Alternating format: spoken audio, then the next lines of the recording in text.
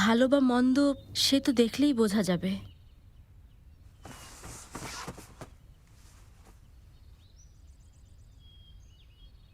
এক সুন্দরী মহিলা।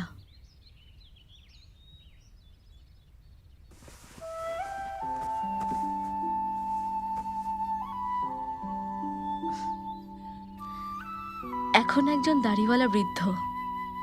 একটু ঘুরিয়ে দেওয়ায় মহিলা হলো পুরুষ।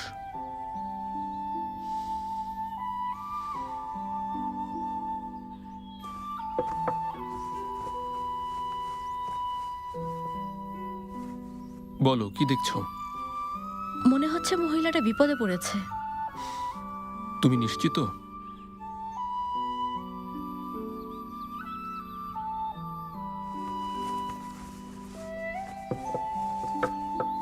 কেউ ওনাকে সাহায্য করছে। বাস্তব জীবনে এ ধরনের ঘটনা কাকতালীয়। অনেক আগে এক শিক্ষক ছিলেন। ওনার 3 জন ছাত্র ছিল, জং, হেং, জিয়ান। কথা ছিল তাদের মধ্যে যে ভালো করবে সে শিক্ষকের সান্নিধ্যে থাকবে। তাই একটা প্রতিযোগিতার আয়োজন করলো। জিয়ানের চেয়ে জং অনেক ভালো করলো, তাই জিয়ান জংকে হত্যা করতে চাইল, তার দিকে তলোয়ার উঠালো। এতে শিক্ষক অনেক রেগে গেলেন।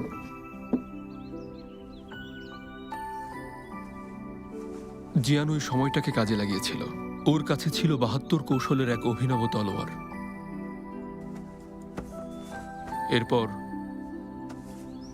জিয়ানকে শিক্ষক দূরে পাঠিয়ে দেন। তার মানে শুধু জং আর হেং থাকলো।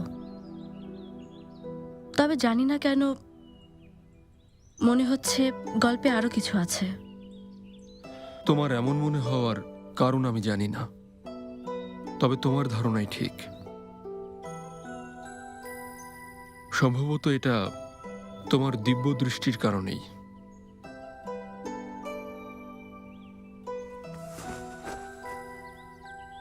হেং যখন জংয়ের ঘরে প্রবেশ করে, জংকে রক্তাক্ত অবস্থায় দেখতে পায়। মৃত অবস্থায়?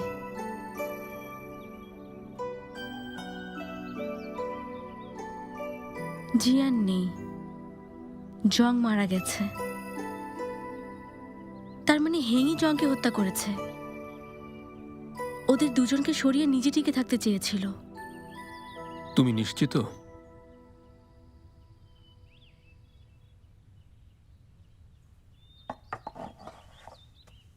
এটা হাতে নাও, ভালো করে দেখো।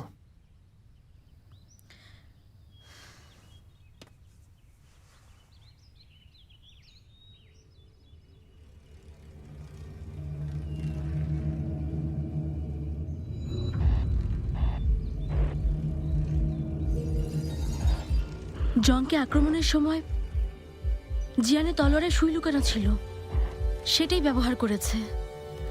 সুইটি জংয়ের বেল্টে লাগে এবং অন্ত্রে আঘাত করে। বেল্টের শক্ত বাঁধনে রক্তপাত বন্ধ থাকে।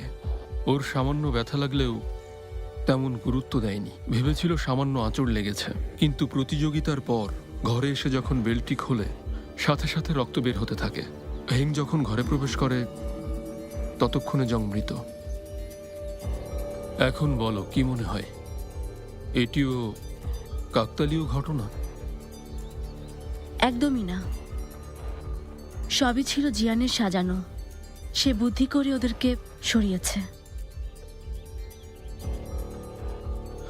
বিষয়টা হলো, মানুষ তোমাকে কিভাবে দেখছে আর তুমি নিজেকে কিভাবে উপস্থাপন করছো।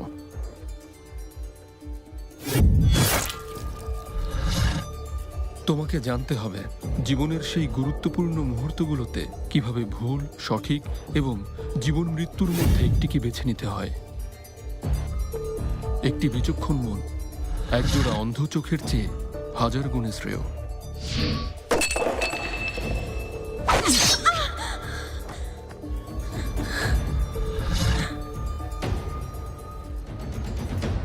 যদি আমাদের ভিডিও আপনার ভালো লাগে তাহলে অবশ্যই লাইক, কমেন্ট, শেয়ার করে চ্যানেলটি সাবস্ক্রাইব করে দিবেন আরও ভিডিও দেখার জন্য।